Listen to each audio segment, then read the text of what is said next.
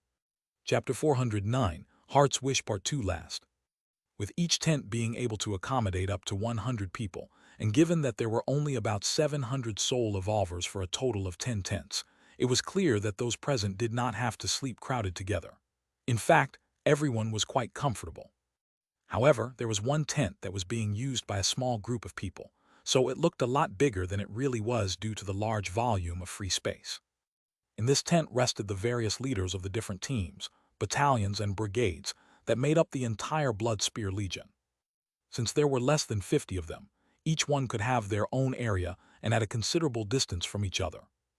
After everyone had finished their dinner, the tactical flashlights and solar power generators were switched off. Everyone was aware that at the first glimmer of sunlight, they would have to wake up and leave for enemy territory, so as a military rule, they were obliged to sleep early to preserve energies at the highest level regardless of whether they were soul evolvers or not. In the part closest to the entrance of the tent, Bai Zemin rested in his sleeping bag.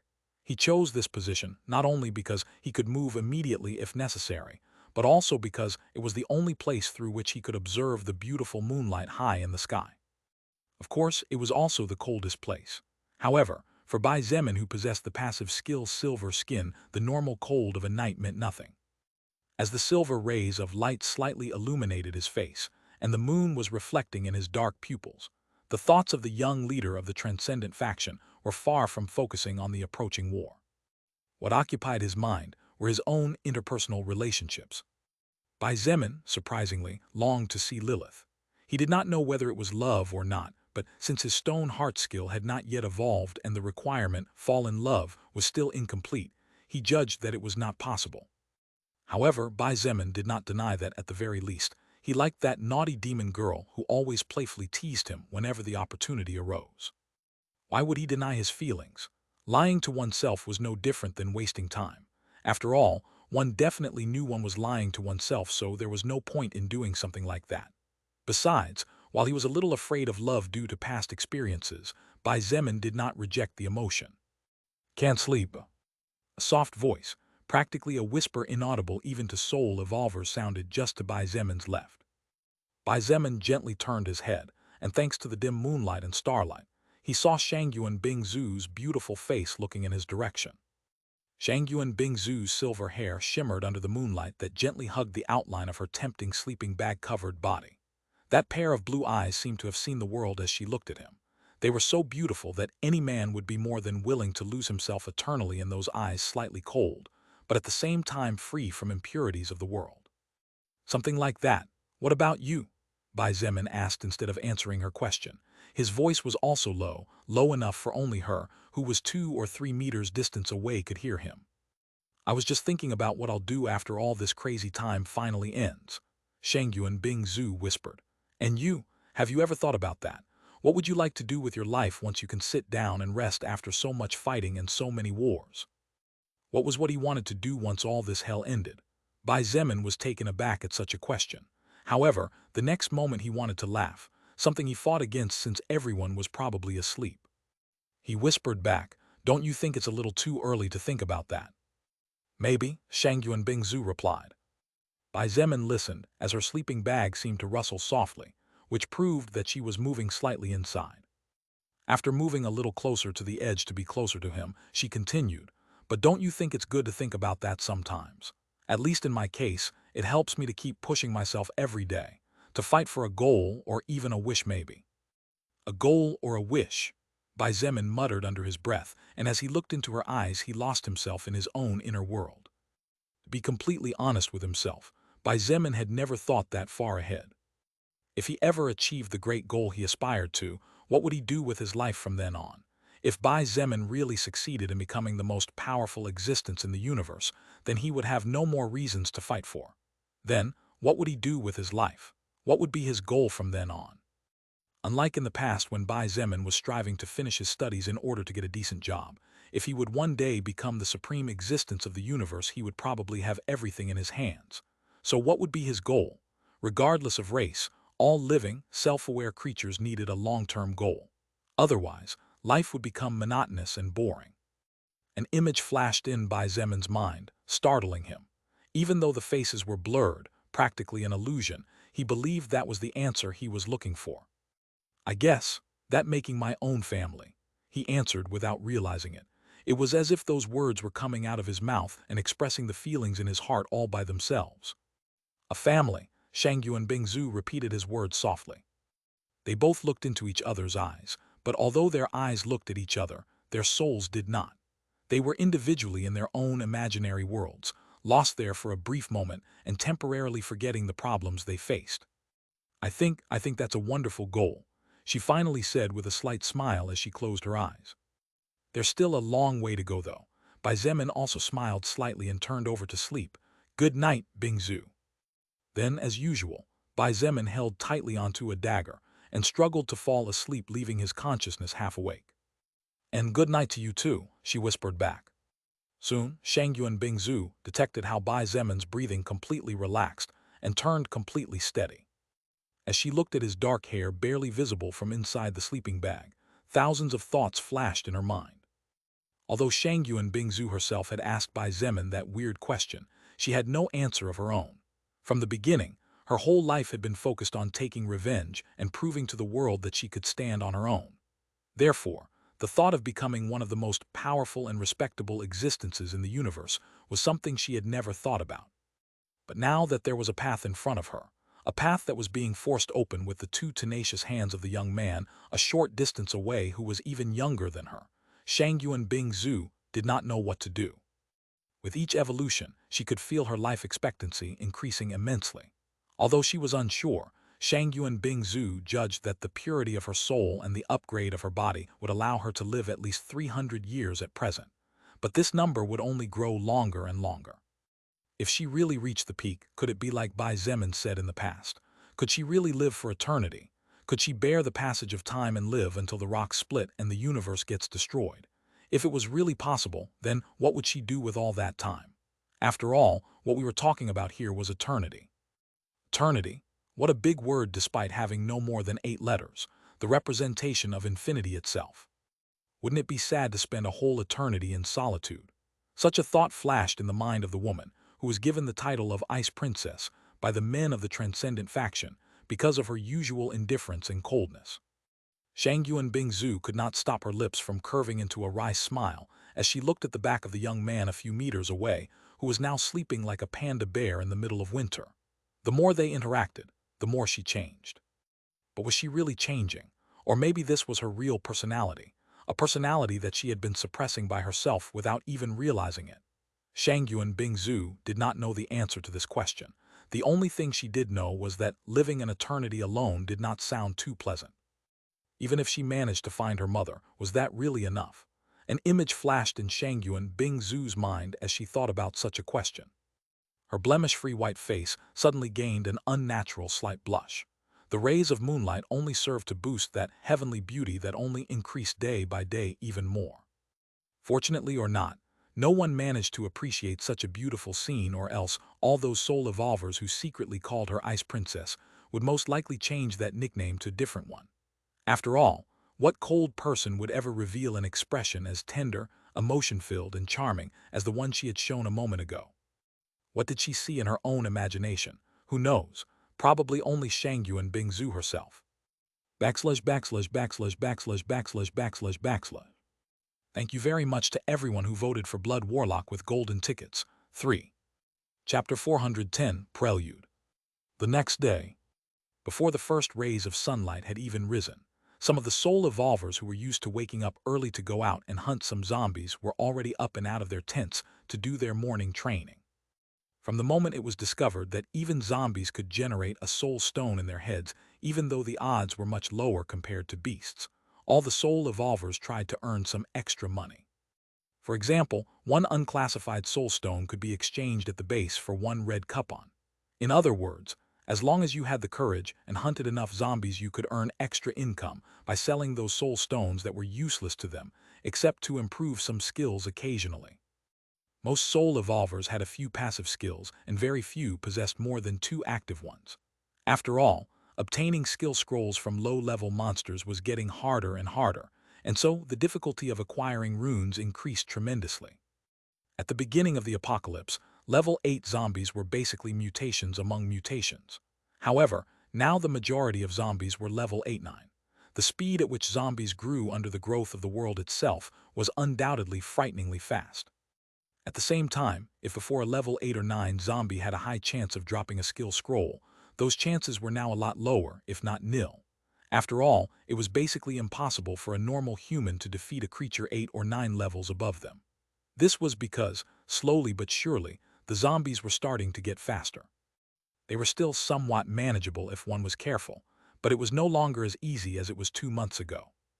While the soul evolvers could sell soul stones to the base in exchange for food coupons, which were basically the faction's currency at the moment, the armed soldiers couldn't do such a thing. After all, the guns and ammunition belonged to the base and not to them. They could not just take the guns and bullets to do whatever they pleased. Another thing that limited them was that all the loot obtained in working hours belonged to the base. This was a very severe rule that had to be respected, or otherwise, one would not only lose their privileges, titles, and even the housing granted by the government, but would also be blacklisted from ever getting anything from the base ever again. With such severe punishments, everything went smoothly.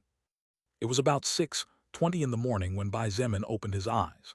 After washing his face and brushing his teeth, Bai Zemin stepped out of the tent and noticed that Wu Yijun was already supervising everything with the help of Kai Jingyi. The 2 women also noticed him and smiled at the same time. Bai Zemin approached and after returning the good morning casually asked, "Wu Yijun, when do you think we can leave?" "In about 30 minutes should be fine," she answered after thinking about it for a moment. Wu Yijun looked at him and asked back, "Is something wrong?" "No, it's nothing important." Bai Zemin shook his head. "It's only been around 35 hours out of the 48 hours I promised to give the enemy camp, and we are only roughly 10 hours away from reaching the vicinity of Baekwon camp. That leaves us with 3 hours to relax a bit." "Haha," Kai Jingyi couldn't help but laugh ironically and pointed out, "If the enemy camp's high commanders heard your words, I wonder what kind of expression they would have on their faces." "Although I don't know what kind of expression their faces would have, there is something else I do know," Bai Zemin replied with a faint smile. "What is that?" Kai Jingyi asked curiously. Wu Yijun looked at him as well, blinking her big bright eyes as she waited for his next words. Bai Zemin smiled coldly and said with indifference, "I know that if they knew that no matter what they may do, they would not be able to escape from being defeated, they would obediently kneel just as I suggested they do. Because by the time I set foot inside their camp, the vast majority of the higher-ups who currently enjoy undeserved privileges by making use of past connections despite having no real power whatsoever will be sent from heaven to hell.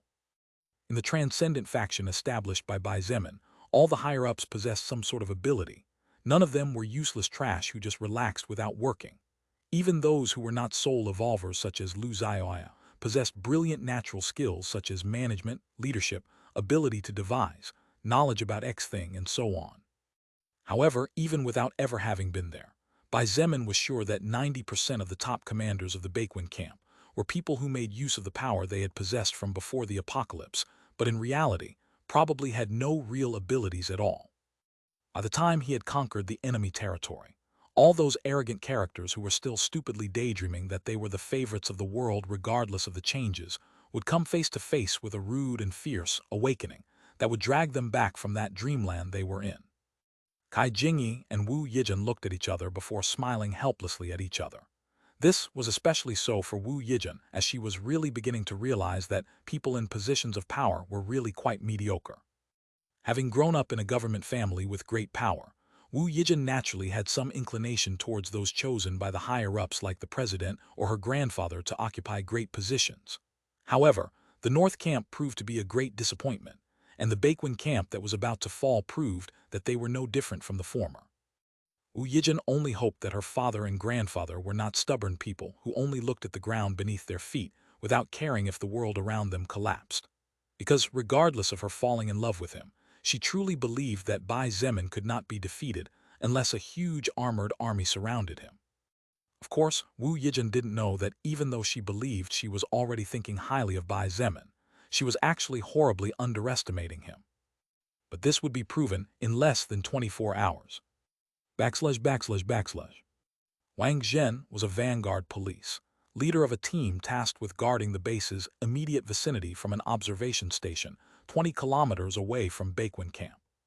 Of course, while it was not the only duty Wang Zhen's team had, today was the day that this dangerous yet boring mission fell on his shoulders. Why was observation a dangerous mission? This was a question with many possible answers. For example, if a mutant beast of great power came out of the forest on a random whim, the guard team in the area would undoubtedly be decimated. After all the teams charged with this task carried only a few light weapons such as old machine guns, pistols, and some country shotguns. In addition, they were not provided with too much ammunition either. Each soldier had about 2 magazines for their weapons apart from a small pistol with a full magazine. With such a low firepower, it was impossible for a team of humans to defend themselves against a powerful mutant beast or a group of low-level unclassified. But this was also reasonable after all. Who in their right mind would give great firepower to a group whose mission was basically to become cannon fodder to warn the main camp? Probably no sane leader. However, there was also another purpose for the observation point mounted 20 kilometers north. This purpose was simple: to alert the base immediately of any suspicious human sightings. This was because the war between Baekwin camp and other enemy faction was imminent. "That bastard Bai Yang," a police officer complained as he muttered through gritted teeth, "just because we are unwilling to follow him actually sent us to die here." "Little Lu, be careful with your words," Wang Zhen scolded lightly. "Team leader Wang, we are clearly being treated like throwaway rats." The officer called Little Lu complained this time without hiding his voice at all. "Those dogs know that the enemy is probably coming right now, but they still sent us to the front with these shitty weapons that are good for nothing but killing pigs." The other 8 members of the small vanguard team nodded at the police officer's words, and seeing this, Wang Zhen couldn't help but sigh. This small group, as well as a few others, refused to join either Mayor Bai Yang's side or Commander Jin Shun's side, since even though no one said anything, everyone knew that the 2 men were not as righteous as they appeared to be on the surface. For example, Mayor Bai kept 2 cute little foreign twins barely 14 years old in his villa. There was no need to explain that the least he wanted was to behave like an upright adult. Commander Jin Shun had a hobby of occasionally kidnapping other men's wives. Rumors had once spread that the reason behind this behavior of his was because in the past his wife had knitted him several green hats, and even his children were not really his. Unfortunately, the rumors soon died with those who spread them as soon as the culprits were found. No one dared to openly oppose the 2 great giants of the Baekwin camp, because the power they controlled was too great. Even if there were people like Wang Zhen who abhorred such behavior, there was nothing they could do about it, as many of them still had families to worry about to let righteousness take over their actions. Therefore, the only thing they could do was to do their job, but not support any side. Even if they belonged to the police troops, this did not mean that they were 100% dogs, since, at the very least, they would never receive missions that went against their principles. That bitchy old bag by way. She thinks that just because that old shit of a brother of hers gave her the position of police leader, she can do whatever the fuck she wants. That position should belong to team leader Wang, since he's the only one who kept his head firmly on his shoulders among the other corrupt police station leaders. Another policeman snorted with disdain. Okay, that's enough. Wang Zhen raised his voice and looked at everyone sternly as he said in a flat voice, even if what certain people do is not to our liking, we have to do our duty no matter what. Not for them, but for the 20,000 innocent people behind us. Hearing these words, they all shut their mouths, even though the anger and reluctance in their gazes never completely died down. Even if they were unwilling, they all believed that at the very least they had the right and obligation to protect the weakest. You are an interesting bunch of people, but you are also stupid. That's what our Legion leader would say if he were here after listening to your conversation. A soft voice, clearly belonging to a woman, sounded from the top of the watchtower, built of trunks and plywood. Whose? Wang Zheng felt a shiver run down his spine as, out of habit, he drew his pistol from the holster and turned around in a hurry. The other 9 policemen also turned around hurriedly and pointed their guns at the intruder. Oh, by the way, our Legion leader is actually His Majesty Bai Zemin, the person in charge of leading the attack of this occasion. Kai Jingyi was sitting at the makeshift window of the small guardhouse at the top of the tower as she looked at the 10 people in front of her with a small smile on her face. Backslash, backslash, backslash, backslash, backslash, backslash, backslash. Thank you very much to everyone who voted for Blood Warlock with golden tickets. 3. Chapter 411, Luo Ning's Path. Seeing Kai Jingyi's pretty face coupled with her petite but still tempting body, everyone including Wang Zhen himself were momentarily shocked. I guess evolution is really doing its part. Kai Jingyi chuckled as she watched the reactions of the men in front of her. Although she was pretty in the past, her beauty had not reached a level where men would gawk staring at her. Even now she was not very aware of how attractive she had become. This was because usually Kai Jingyi was always surrounded by soul evolvers, and as a result it was difficult for her to notice her own changes. Moreover, although she knew that there were hundreds if not thousands of men who longed to be with her, she never paid too much attention to this matter, because along with her increase in strength her demands also became more and more exigent. Being surrounded by outstanding people like Fu Zufeng, Zhang De, Nangongyi, Chen He, Bai Zemin, and some others did not help those ordinary poor men as well. Wang Zhen was the first to come out of his surprise, followed instantly by the rest of his team. The 10 men blushed at first after realizing that for a moment they fell for the charm of a young girl who was young enough to be the daughter of some of them, but soon their faces turned pale at the realization of something that chilled their blood. You are a soul evolver. Wang Zhen unconsciously blurted out those words, even though it was more of a statement than a question. If it was just a normal soul evolver, then there wasn't that much to fear. Normal soul evolvers had low levels, and although they were stronger than the average person, they were no different in the fact that a shot in the head could end their lives in a second. However, soul evolvers with active skills, and with the ability to appear behind them, definitely belonged to the higher caste of soul evolvers. High-level soul evolvers. Wang Zhen and the rest had seen some of these existences, and all of them possessed at least a way to fight back momentarily against the metal bullets of mankind's modern weaponry.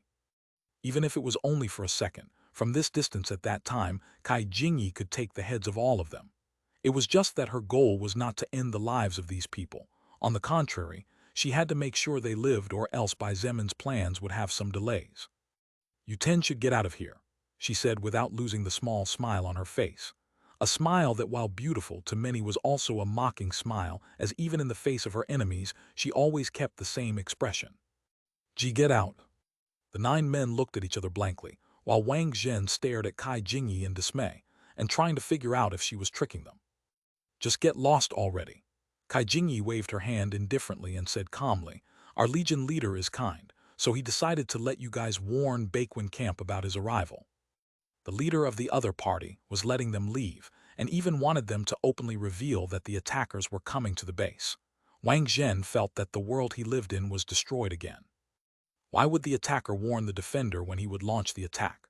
Wasn't this stupid?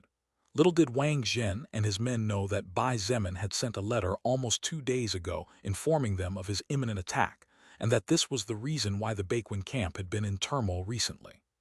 "You're not fooling us?" Wang Zhen asked in a deep voice. The smile on Kai Jingyi's face faded back and she replied back, "You want me to kill 9 of you and let just 1 go? Or maybe I should just cut your throats and use the communicators by myself."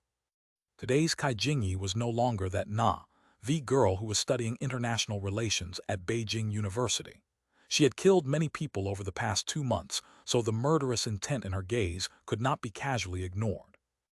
Wang Zhen's face changed, and he waved his hand as he loudly commanded, "We're getting out of here."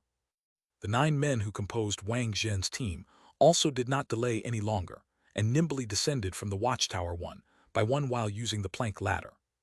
Not even a minute later, the sound of roaring engines broke the natural silence, and 10 motorcycles sped off into the distance.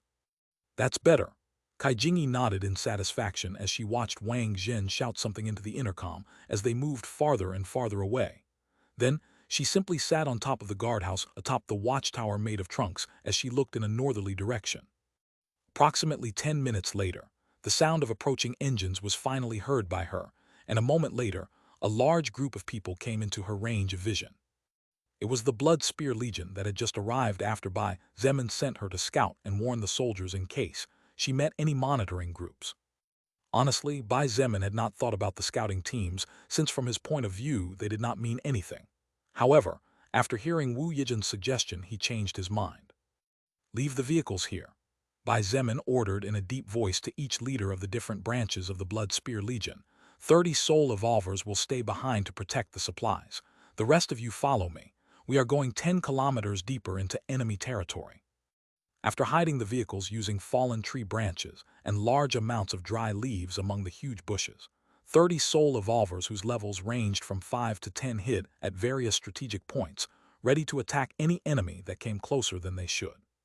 Since these soul evolvers had been working together as a group for a long time and had been training hard as a team, even a level 25 unranked mutant beast or zombie would probably fall before them. Leaving those 30 soul evolvers behind, as neither Bai Zemin nor anyone else wanted the resources as well as the beast corpses they had obtained along the way to go to waste after being encountered by some strange creature. The approximately 676-80 soul evolvers of the Blood Spear Legion set off on foot with leisurely steps. "Luo Ning. What's it, big brother?" The little girl wearing her leather armor size small for her diminutive figure looked at Bai Zemin beside her with her 2 large sparkling eyes similar to precious gems. She even carried a sword with strange serrations on the blade and 2 small knives at her waist. She looked like a brave and powerful warrior despite being only 9 years old. "Summon your creature and try to find traps along the way, please," he said calmly. However, Luo Ning puffed out her cheeks and said dissatisfied, "Big brother, how many times have I told you not to call my little cats like that?" The corner of Bai Zemin's mouth twitched several times when he heard this, and the nearby soul evolvers couldn't help but laugh. Luo Ning was truly loved by everyone, and her presence as well as her purity was like a ray of light amidst so much darkness and sadness. Everyone spoiled her whenever they could, and if anyone dared to bully her, they would immediately become the target of the Blood Spear Legion as well as the other 2 great legions of the faction. "So, can you summon your little cats?" Bai Zemin said, not knowing whether to laugh or cry. Luo Ning nodded like an old woman finally satisfied with her junior's attitude, causing some finally couldn't help but burst out in laughter. Probably only she in the entire Transcendent faction could make Bai Zemin not get angry after saying such words and showing such a carefree attitude around him. Well, she was also the only one who acted so careless around him to begin with. Luo Ning pointed forward, and 3 ink-black cats with eyes as bright as the sun appeared before her. Bai Zemin looked at the 3 summoned creatures and smiled wryly. How were those things cats? If this was the previous world, these 3 cats could easily have been mistaken for 3 giant and terrifying panthers. Although Luo Ning had yet to advance to First Order, her summoned Shadow Cat skill had already reached First Order level 5, so she could now summon up to 3 cats at the same time, while the mana consumption to maintain each summon was greatly reduced. Luo Ning was following a rather strange evolution path, as she used all her stat points to increase her strength stat and mana stat whenever she had the chance. When Bai Zemin asked her in the past why she was so sure about following such a weird path, Luo Ning said something that surprised him.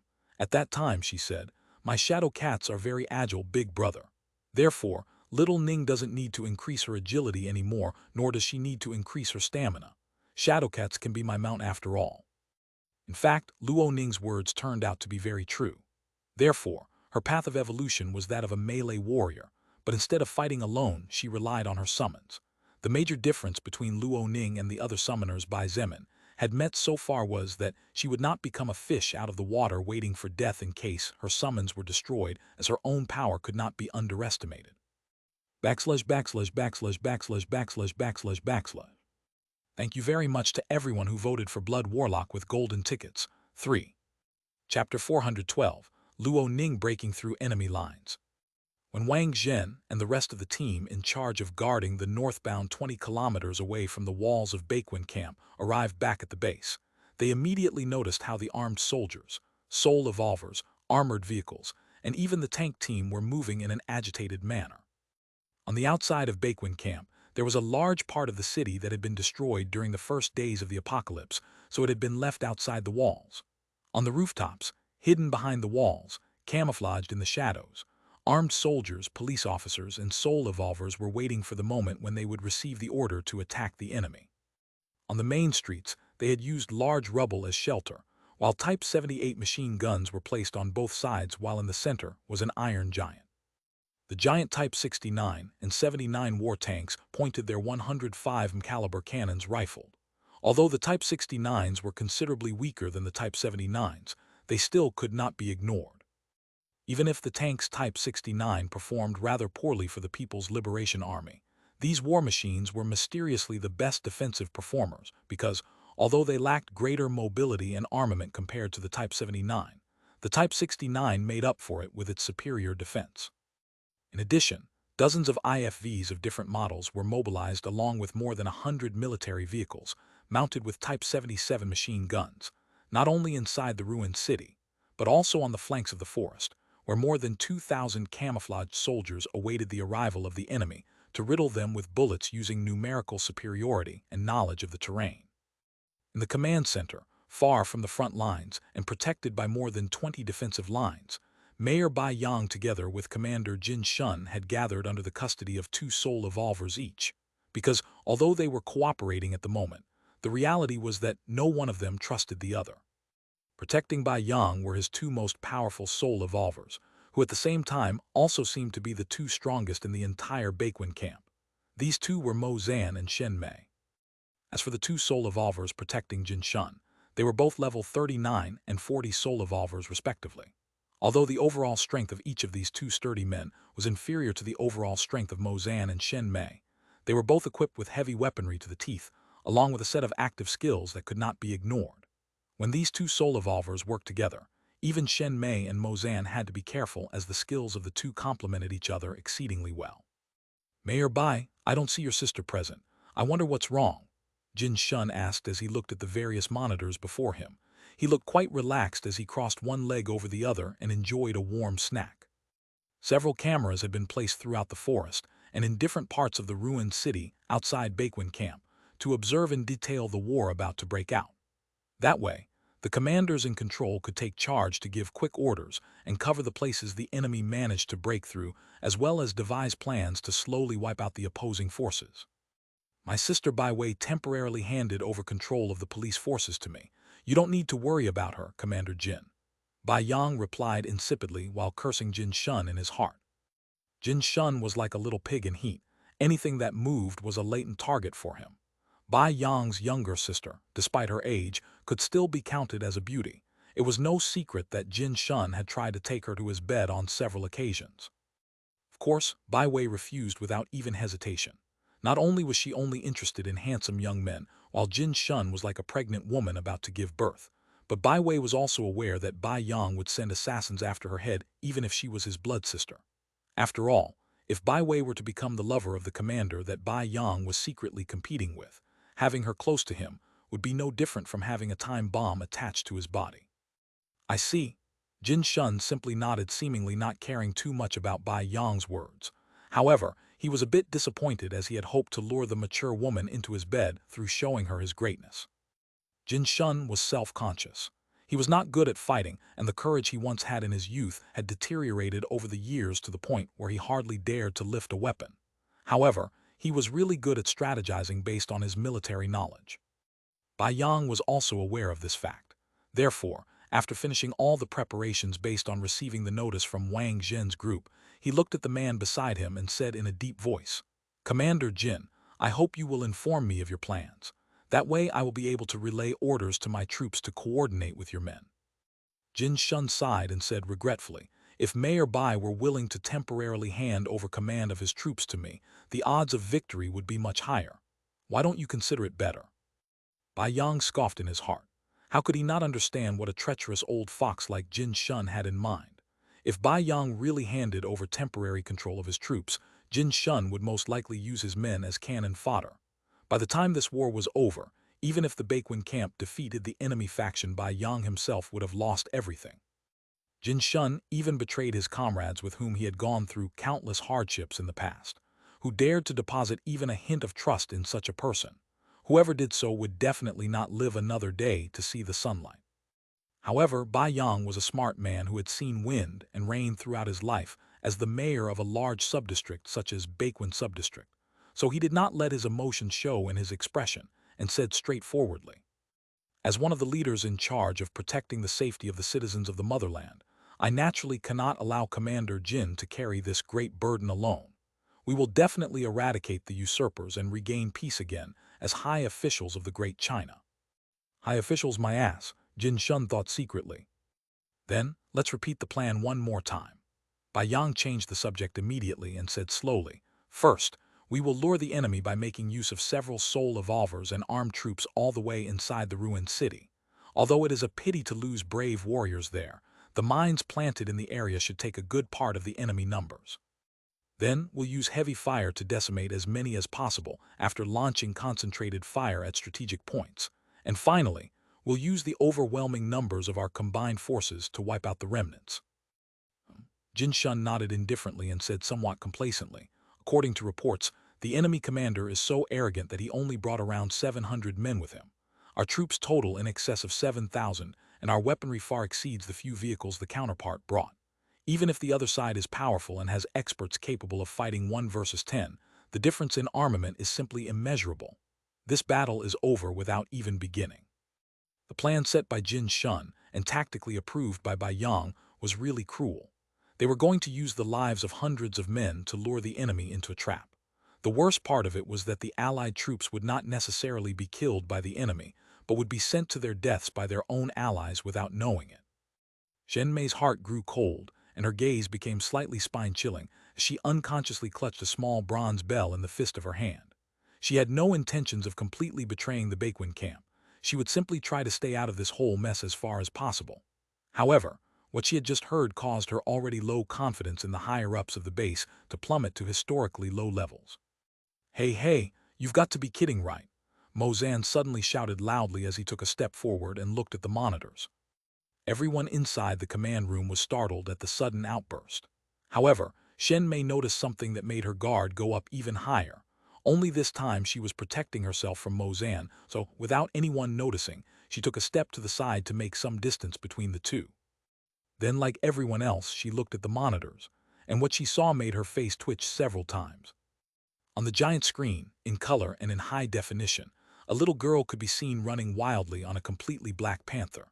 The little girl was wearing deep purple leather armor, and in her right hand was a serrated sword that was even larger than her own body. The girl's body, as well as her hair tied in a long ponytail, jumped up and down due to the sudden movements of the Black Panther. The funniest thing was that despite having the face of an innocent baby, the girl had a serious expression as she charged towards the ruined city after leaving the cover of the forest. "Ha ha ha ha ha."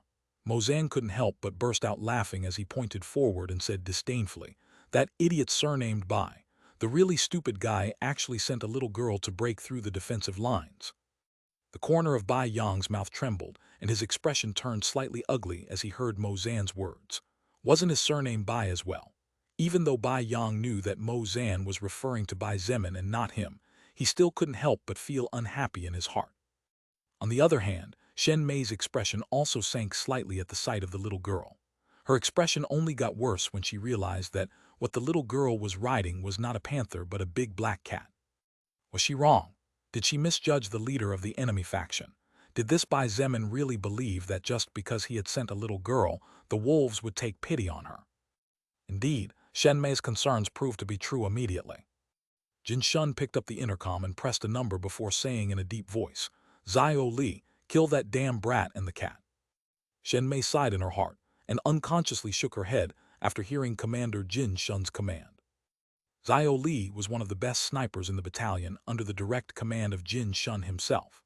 He was a veteran with excellent records where 89% of his shots always hit the target regardless of distance and weather conditions, an ability that had been further enhanced after becoming an evolver soul focused on ranged combat.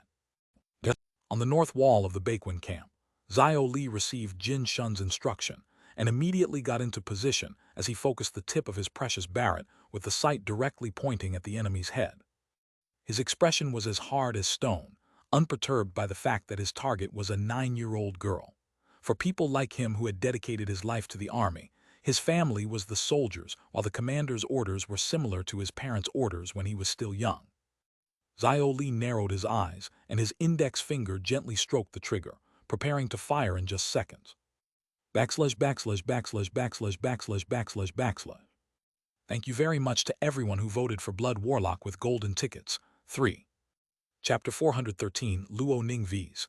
1,000-man armed army. Luo Ning rode comfortably on her summoned Shadow Cat. Although she looked quite brave, she actually looked quite comical as well since her body was simply too small in comparison to the Shadow Cat, whose size was comparable to that of a normal panther before the world changed.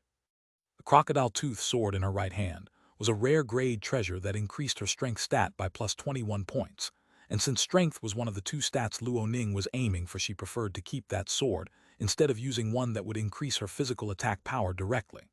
At least temporarily. She would change it later when 21 strength points didn't mean much to her overall power, or when she found a better sword. Her armor was a rank 1 equipment that increased her defense by plus 490 points. Luo Ning had verified with the help of several big brothers and big sisters or uncles and aunts, as she called the soul evolvers and soldiers of the base, that no lower caliber bullet could even affect her after hitting the armor, let alone injure her. This was the case even at very close range.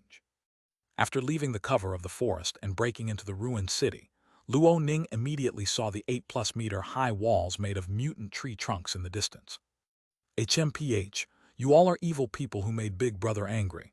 All of you need to be punished, she shouted, and her little face turned red with anger as she kicked the black cat she was riding on to urge it to speed up.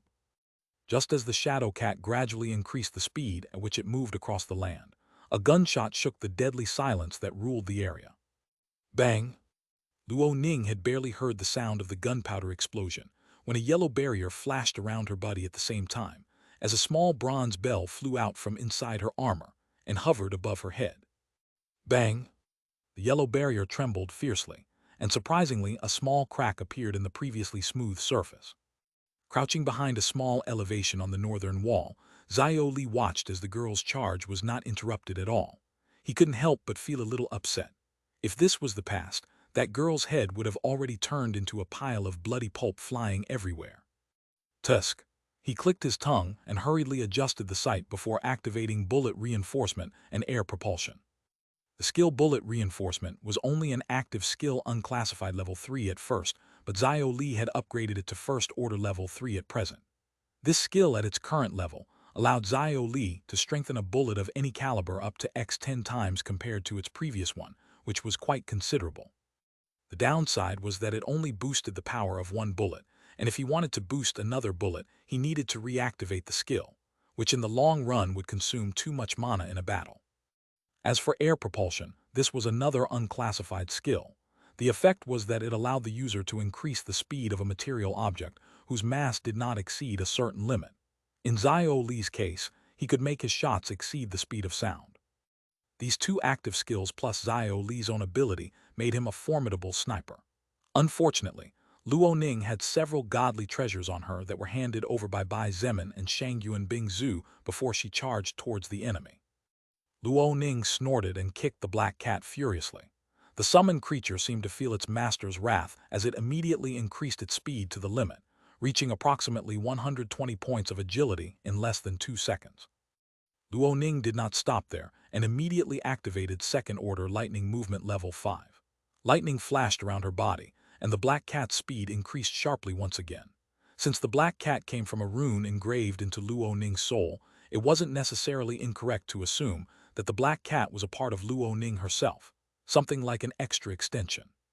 With now almost 200 points of agility, the speed at which Luo Ning moved was simply monstrous and made it extremely difficult for Xiao Li.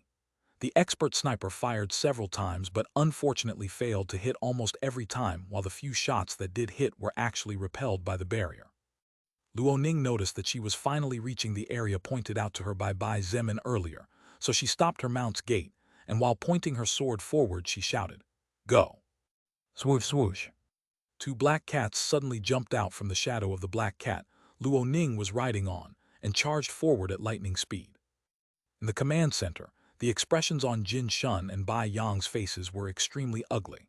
But when they saw the little girl turn around to flee while the other 2 black cats charged towards the mined area, the 2 of them understood that this was what the enemy wanted to do from the beginning. "Fire! Kill that little bastard and stop those cats from reaching the center of the ruined city," Jin Shun shouted at the top of his lungs as he clenched the intercom tightly in his hands. "Do what Commander Jin said. Now." Bai Yang also did not lag behind and immediately ordered in a deep and urgent voice. The soldiers who received orders, as well as the various officers of the police forces, immediately started firing without question. Bang bang bang bang bang bang. Bang bang bang bang bang bang. Yet, the soldiers located on the rooftops, or who had a view of the current Luo Ning, immediately rained golden storms on the young girl, and even those who hesitated for a moment began to shoot after seeing those beside them shoot. Bullets of varied calibers fiercely struck the yellow barrier, a barrier that after receiving several shots from the expert Xiao Li was already on the verge of collapsing. Even from a distance of several hundred meters, and although most of the shots missed, many still caused the barrier to shudder fiercely and the cracks to widen rapidly.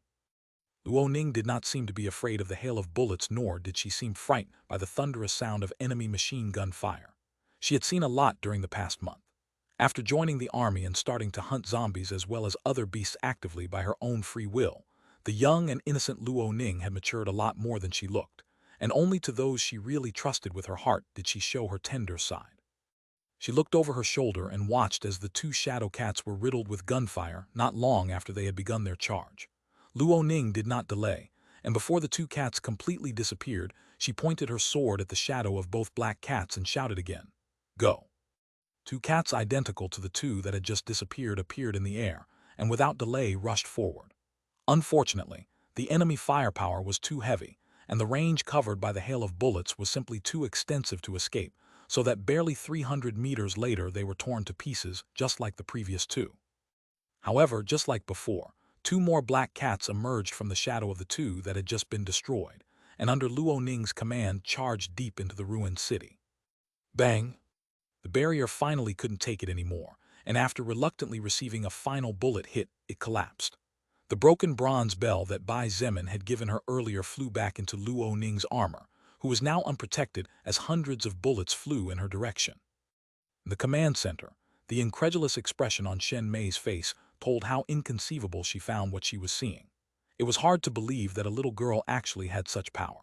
Even if the girl could only taunt an entire army thanks to the defensive ability of a powerful treasure, her bravery as well as the ability to continuously summon terrifying beasts were enough to make her a respectable existence even inside the Baekwon camp. However, just then the yellow barrier that protected the little girl from danger finally could no longer withstand it and collapsed. Shen Mei felt pity in her heart and turned away, as she really did not want to see the blood of a girl, no more than 10 years old, splattering on the ground because of the cruelty of other humans. Shit. Impossible. Hahaha, interesting. Shen Mei heard Jin Shun and Bai Yang's curse-filled screams, along with Mo Zan's wild laughter, which caused her to hurriedly turn her head again to look at the monitors. Phew, she unconsciously let out a sigh of relief. Fortunately, everyone was too busy with their own feelings to notice hers, or else it would really look suspicious. Around the brave little girl, A new yellow barrier had appeared that glowed in all its splendor, while another bronze bell, identical to the previous one, floated above her jet-black hair. Just before the little girl safely disappeared into the forest, the cameras managed to catch her turning her pale face towards the base and pointing her sword again. Although it was impossible to hear her voice from the command center, the movement of the girl's lips made it clear that she had said something out loud. Swoosh swoosh. Just as Shadowcat number 17 and Shadowcat number 18 were riddled with gunfire and vanished, two other Shadowcats emerged from the shadow about to be extinguished and apparently received a certain order, as they did not even take a split second to charge in deeply, just as their predecessors had done so far. The IFVs positioned nearby, as well as the vehicles with heavy machine guns mounted on them, opened fire under the guidance of the soldiers inside in an attempt to stop the charge of the two beasts. However, it was already too late, because the speed at which the two black cats were advancing was such that they could close dozens of meters in the blink of an eye. After crossing the last 100 meters in an instant, the paws of the two shadow cats finally unleashed the hell that was hidden underground. Boom, boom, boom, boom, boom, boom, boom. Dozens of terrifying explosions shook the earth, causing the ground to sink and the buildings 200 meters around to collapse completely.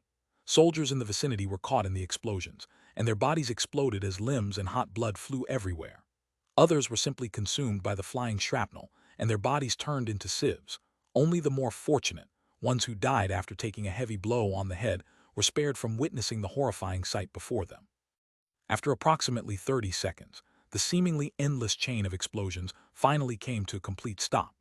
The soldiers and soul evolvers awaiting orders stared in astonishment at the large hole in the center of the ruined city, as well as the dense cloud of dust flying everywhere out of control under the careless guidance of the wind blowing from the woods. Some soul evolvers had gone in pursuit of the girl, while others stopped in mid-charge, hesitating after understanding what had just happened. As for the brave little 9-year-old girl, Luo Ning, she had long since fled into the depths of the forest. Even after facing tens of thousands of gunshots, her skin was still as smooth as ever and her hair as firm as ever. And in this way, a 9-year-old girl completely eluded the defenses of an entire armed army. Backslash, backslash, backslash, backslash, backslash, backslash, backslash. Thank you very much to everyone who voted for Blood Warlock with golden tickets. 3. Chapter 414, Peace Built Over Bones and Blood. 5 kilometers away from the ruined city, and at twice the distance from the Bakwin camp, standing on the top of a tree that towered 300 meters high, Bai Zemin watched from afar with indifference. At a height of 300 meters, the wind blowing from the mutant forests was whipping hard enough to tear the skin of a normal human being. Bai Zemin's cloak flapped fiercely, but in the midst of the gale, the flapping sound was practically non-existent. Using to his advantage the fact that the terrain he was standing on was high as well as the height of the tree, Bai Zemin could see as well as hear the moment when the landmines exploded one after the other. The dense cloud of dust that rose more than 200 meters high in the sky was visible even from so far away. Next to Bai Zemin was a quite pretty soul evolver. She wore a cloth robe that clung to her lovely body tightly and held a staff of magic bone in her right hand. The strong winds blowing from the 4 directions caused the magic cloth robe to cling to her body even tighter than normal, revealing a great deal of sexual charm. This woman was level 24, and she was very close to reaching the limit of the unclassified stage. Moreover, despite her youthful appearance similar to a 25-year-old maiden, she was actually over 36 years old. The most striking thing about her, however, was the white color of her eyes. The pupils and sclera in both eyes were almost perfectly in synchronization. All the bombs hidden underground were successfully destroyed, Legion Leader, the woman said with a faint smile. Good job, Yuan Mei. Bai Zemin chuckled and nodded in satisfaction. There were a variety of skills with different purposes. Among them, eye skills were considerably rare, as they were not only difficult to obtain, but also had different functions despite affecting the same body part. For example, Yuan Mei's eye skill in particular was similar to X-rays used to see through things.